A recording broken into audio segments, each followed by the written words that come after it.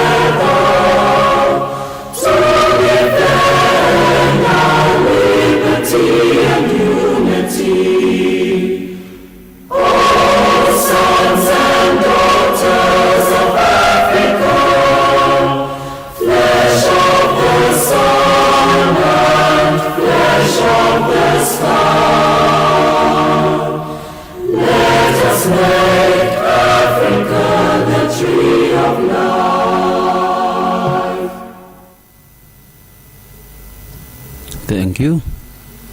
You may be seated.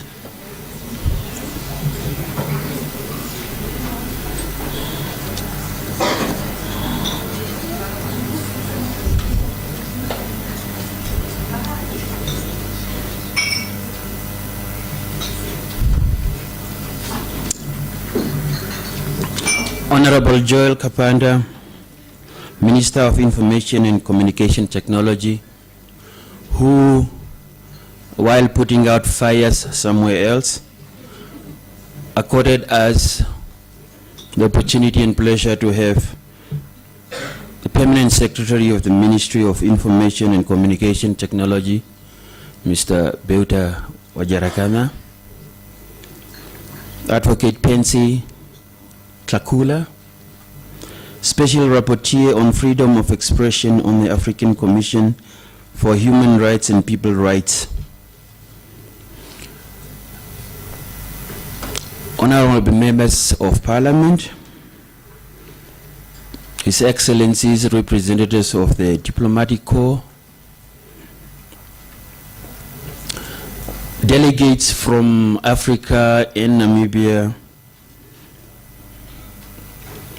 interested stakeholders, members of the media, ladies and gentlemen, welcome to the second day of an initiation we are taking on to create a platform for taking on legislation for access to information in Namibia. The sooner the better. To get us started, I have the pleasure of welcoming to the podium Zoe Titus, MISA Regional Director of MISA and prominent member of Action Namibia Coalition, to give us welcome remarks.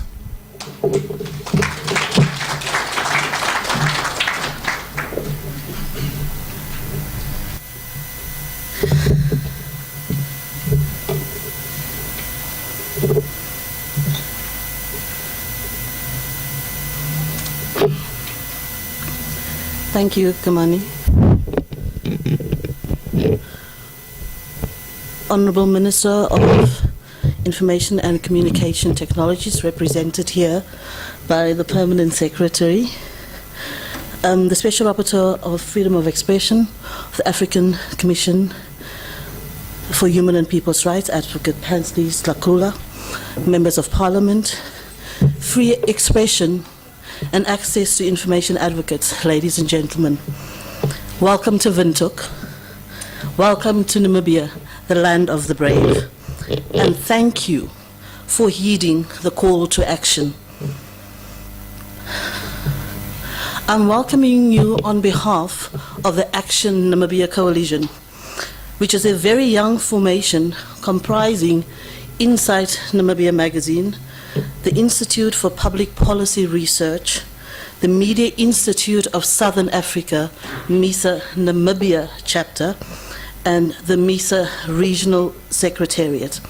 And of yesterday, we are including to that coalition the Editors Forum of Namibia. This coalition has come together around the singular belief that access to information is a fundamental human right. It is an enabling right that facilitates the realization of other rights. For example, the right to freedom of expression, where citizens are ill-informed and unable to access public information, it is consequently impossible for them to exercise their right to freedom of expression. It is also the case that it adversely affects citizens' right to health, education, to employment, amongst other rights. Note, however, that the potential contribution to good governance lies both in the willingness of government to be transparent, as well as the ability of citizens to demand and use information. In 2008, the Prime Minister stated that Namibia has moved beyond the stage of why and should debate on access to information, and that time had come for such a law to be passed. It is 4 years later. And yet today, Namibia still does not have such legislation in place. So it is the objective of the Action Namibia Coalition to put access to information back on the policy agenda of government, and to call on all Namibians to demand, to claim this right. Namibians fought hard for their independence and the promise of the fruit that democracy would bring. But what is the quality of that democracy when a fundamental enabling right is still not legislated? So this indeed is a call to action. In organizing and facilitating this platform, because this is a platform for dialogue, this is the initiating opportunity for Namibians to dialogue and to put their ideas on the table about access to information, and not only representatives from the media, but from all other sectors of Namibian life. And we have had the opportunity to bring to the table, to assist us in these deliberations, some of the foremost minds around the issue of access to information, individuals and organizations who have championed similar campaigns very successfully in other countries. We have representatives from Nigeria who have headlined such campaigns, from Liberia, and the Special Rapporteur was saying a little earlier, so it's the same old lot. They are here, and they are here to help us. They are here to help us to get this campaign off the ground in Namibia. So over the next 2 days, you will have an opportunity to learn, to engage, and when we leave here, I do believe that we will have an initial framework from which to work, where Namibians will be able to say that for the first time we have truly and honestly engaged on this issue, and we are ready to say to government that this is what we want in a potential bill as we roll out this campaign over the next 18 months. Thank you again for heeding this call to action. We are very excited to be working with you. Thank you.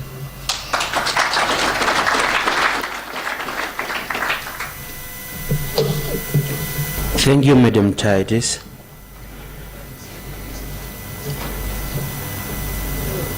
It's a pleasure to call to the podium our champion in the ministry, always ready to assist, always ready to guide, always ready to come and tell us what's on his mind. Good morning, Honorable Governor of the Great Karas region, Hardap region, Madam Katrina Hanse Himara, my dear senior sister Takula, the special rapporteur on this area for Africa, a neighbor sister from across the Orange River, and now an African sister in the true sense of the AU anthem that we have just sung.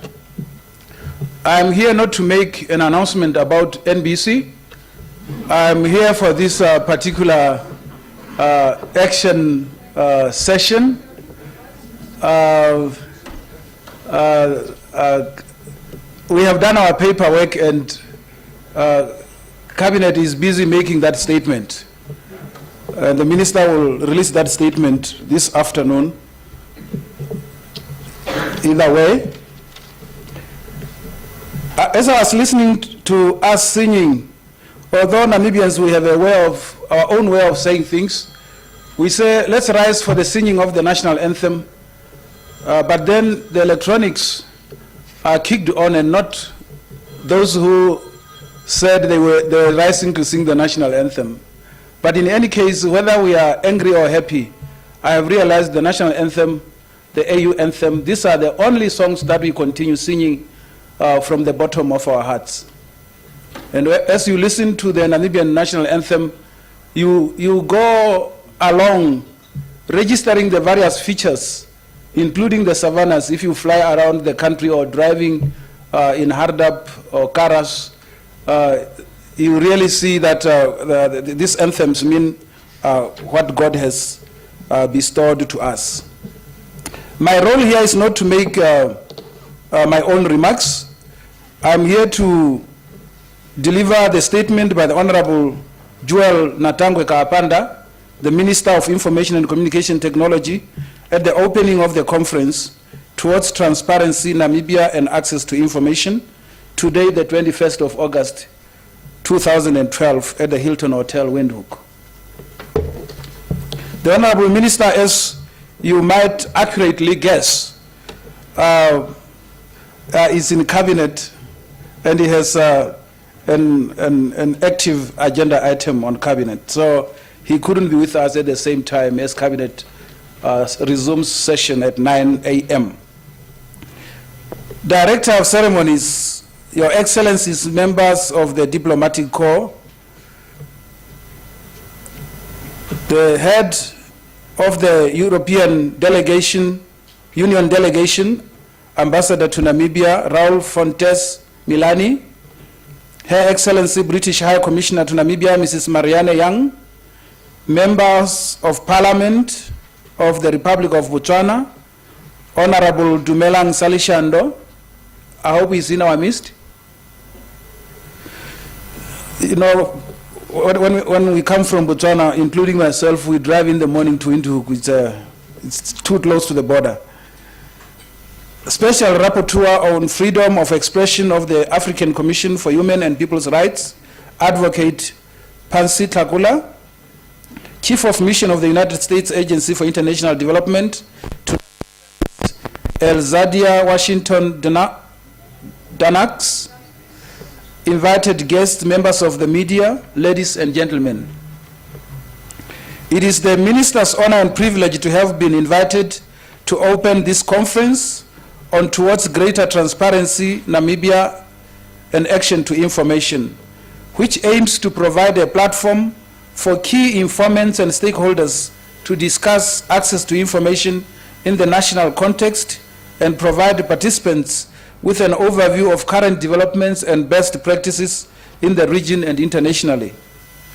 Director of Ceremonies, as we all know, Article 21, Sub-Article 1 of the Namibian Constitution guarantees the right to freedom of speech and expression, which includes freedom of the press and other media.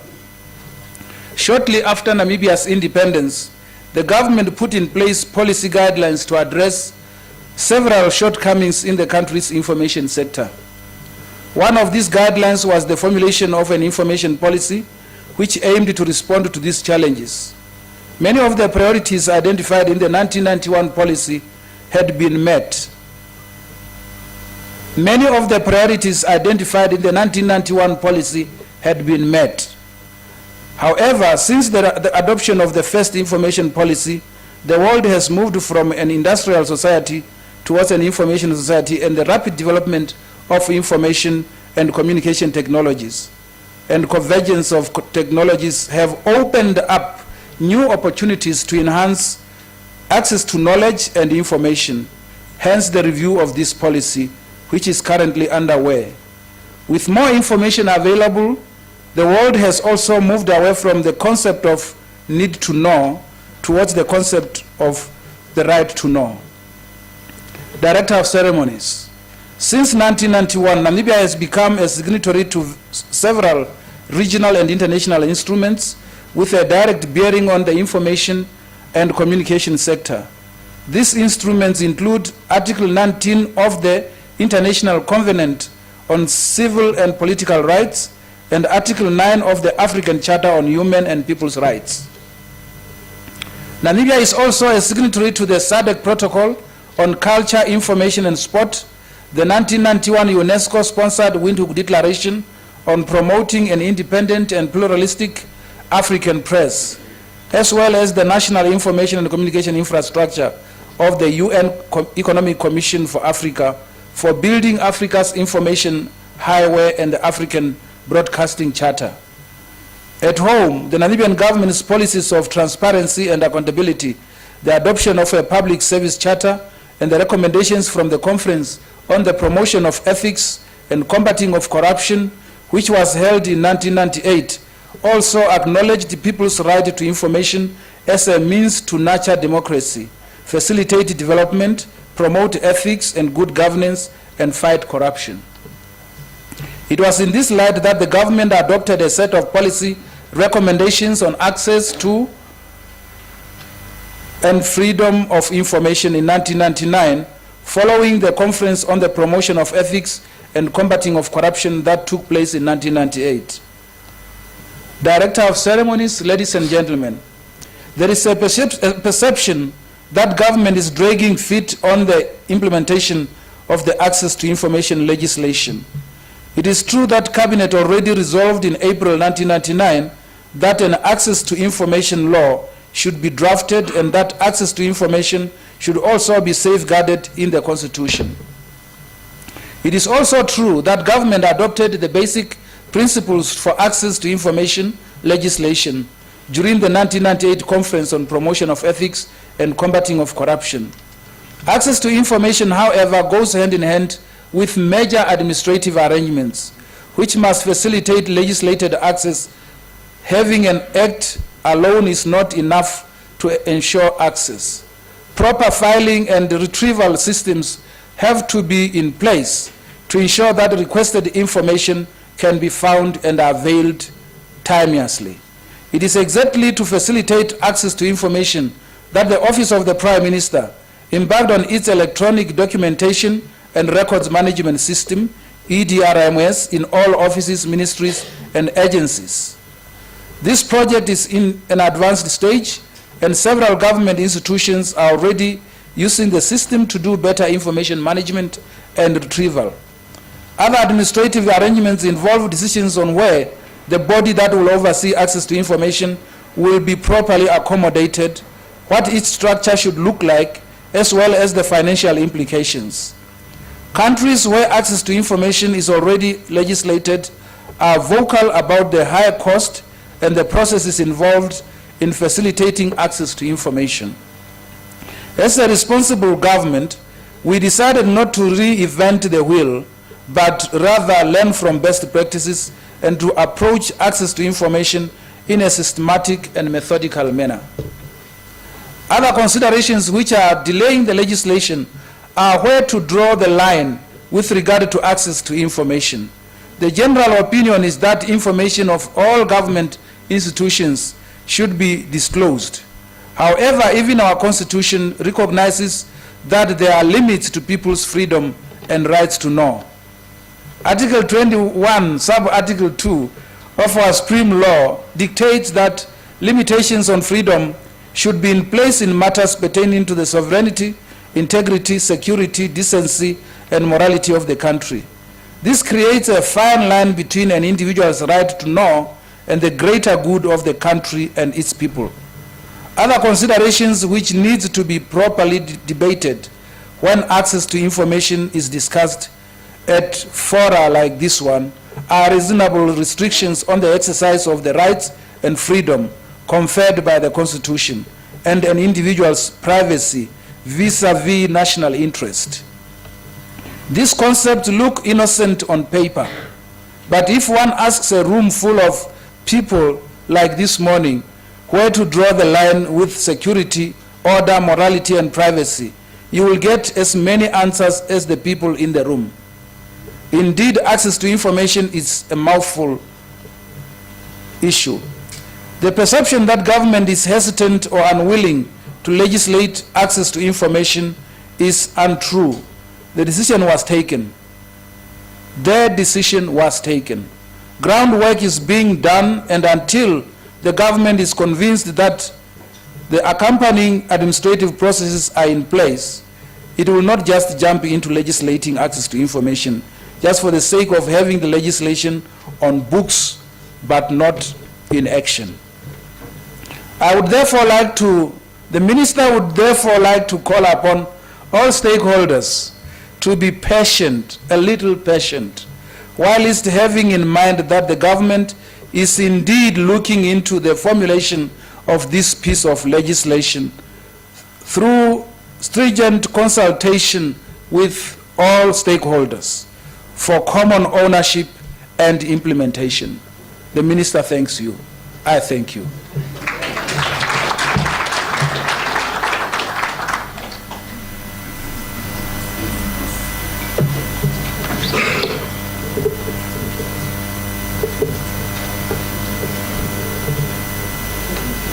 Our Permanent Secretary, Mr. Beuta Wanjarakana. Based on his words, we will patiently deliberate this issue today and tomorrow.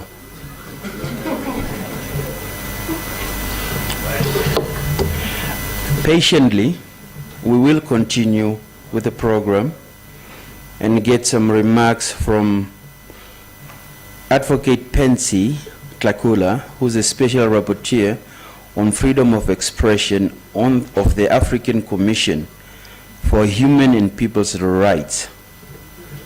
Madam.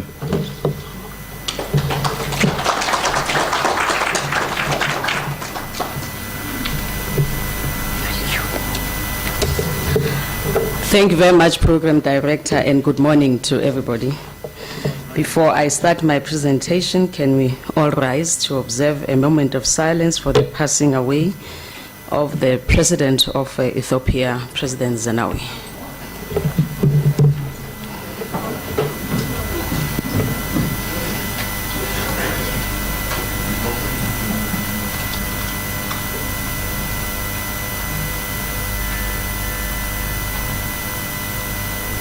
Thank you very much. We received the news this morning that President Zenawi has passed away after a long illness at the age of 57. And as a special rapporteur and a member of the African Commission, I thought it was appropriate for us to observe a moment of silence. Before I begin my presentation, let me thank the organizers of this conference for inviting me to be part of this historic event. And what makes this conference historic is the fact that it has brought together stakeholders from both non-governmental and the governmental sector, and we also have freedom of expression activists, access to information activists, and also members of the international community. I am informed that access to information has been on the agenda, on the policy agenda for Namibia for many years, as the Permanent Secretary has just indicated. And it is my hope, and please convey this to the Honorable Minister of Information, that it is my hope that the outcome of this conference will give impetus to the process of drafting and adopting an access to information law in this country. And with those brief remarks, let me also just observe the protocol by recognizing the Permanent Secretary for the Department of Information and Communication, representing the Honorable Minister. Recognize Ms. Zoe Titus. Thank you very much for inviting me here today. Members of Parliament who are here with us, members of the Diplomatic Corps, and all the usual suspects, and indeed most of them are in this room. Thank you very much. You know, we've become a family. We always meet and try to advocate for the adoption of access to information laws on our continent, and also for the promotion and protection of the right to freedom of expression. I know that the usual suspects will leave from here to South Africa to the Pan-African Parliament meeting on freedom of expression in Africa. This conference must be welcome because it comes at the time when the momentum for the adoption of access to information laws on the African continent is increasing. Before I proceed with my topic, it may be beneficial to give a brief summary of the African Commission on Human and People's Rights. I don't want to assume that people know what this commission is about, particularly here in the southern part of the continent. I also want to give you a brief explanation of my mandate as the Special Rapporteur on Freedom of Expression and Access to Information in Africa. The Commission is established in terms of the African Charter on Human and People's Rights. I've been a member of this commission since 2005. For my sins, I was appointed for the first time in 2005. My term of office came to the end last year after serving a period of 6 years. And in terms of the charter, a member can be re-elected for another 6 years. And for my sins,